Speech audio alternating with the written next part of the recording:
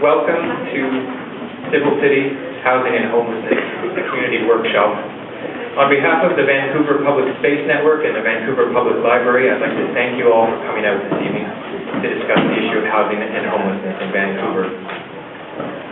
When speaking of the issue of dwelling and housing and homes, it's perhaps more appropriate than ever to acknowledge the fact that we're holding this discussion on unceded First Nations territory. Thank you again for coming.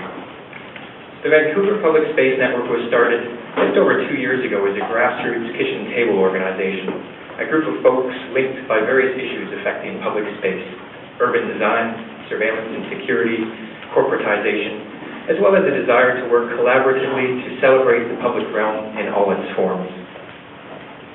Just over a year ago, we launched a new initiative entitled Democratic Spaces, with which we aim to explore the role that public space plays in ensuring a healthy democracy and to use public spaces to foster dialogue on key issues of the day.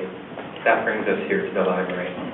And that brings us as well to Civil City, Project Civil City, an initiative that came out of the Mayor's office back in November 2006. A very broad and substantive document that has been released, adopted by the city, and has been debated since.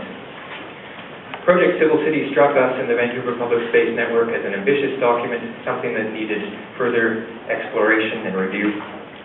And what we did back in May of this year was hold an old-fashioned public debate on it, where we convened a whole bunch of speakers who were able to explore different aspects of the Civil City document, to look at it, to challenge each other, and to foster a very healthy dialogue. It was a great success. We had over 200 folks here. Many of you were here for that event as well. At that particular point in time, what we decided to do for the sake of streamlining our discussion was to pull out housing and homelessness. There is within Project Civil City a very ambitious target, a goal of reducing homelessness by 50% by the year 2010, and the goal of increasing the opportunities for affordable housing throughout the city. But housing is a very, very big issue, as I'm sure you're all well aware. It operates on many dimensions, it involves a huge number of players, and it affects everyone in the city. And so in a somewhat brazen fashion, we decided to actually pull out the housing discussion from our last debate and to hold it on the other aspects of Project Civil City. I think it was a wise decision under the circumstances. However, the very first thing that people asked for at the end of the evening was the discussion on housing. And so we're back again to do just that. We decided that we would have a separate event, one that focused exclusively on housing and homelessness in Vancouver, and give people a space to talk about that and to discuss it. The timing, in fact, couldn't be all that much better. Earlier this afternoon, Jeff Plant, Project Civil City Coordinator, released his progress report and presented it to City Council. And in the same council session, we had a vibrant discussion on a memorandum of understanding that has just been signed between the province and the city that will see a substantial investment into social and supportive housing. So it's a good day for housing, and it's a good day for Civil City in discussing those two subjects. Thank you. At the same time, not too long ago, I'm sure many of you heard that the Vancouver Foundation released their Vital Signs report. They've done this now for 2 years. It's a report that looks at various quality of life issues throughout Metro Vancouver, assesses them against a number of indicators, and in this year assigns each of these issues a citizen grade as to how the city and governments were doing with respect to those issues. The citizen grade comes from input from about 400 folks. It's not scientifically valid by any stretch, but it does give you a sense, a litmus, if you like, of what people feel about a particular issue and government's work and the community's work on it. Housing in Metro Vancouver got a grade of D. This speaks, I think, to some of the frustration that exists on the issue. Everyone seems to understand that there's a housing issue in Vancouver. In fact, let's be clear, there are many housing issues. They hear about the movement that government is taking on the issue, they read the news, but the lived experience of the housing issue in Vancouver, or issues, is often a different matter altogether. People are having difficulty buying homes. People are having difficulty finding rental accommodation. And there's a growing number of people that are taking refuge on the street. When the issues are as dramatic as they are, then there is often the danger, in fact, that the solutions that come often seem too little too late. There's no debate really around the housing issue or the fact that there is one.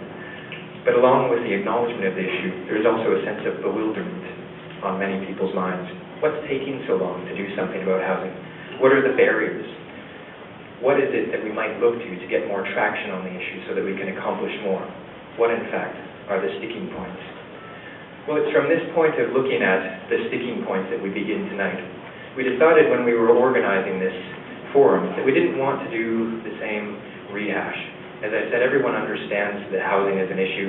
There's been a lot of talk about it, and a lot of people are quite frustrated that there's been more talk than action. What we wanted to do is actually look at the reasons with which we're not getting more traction on housing.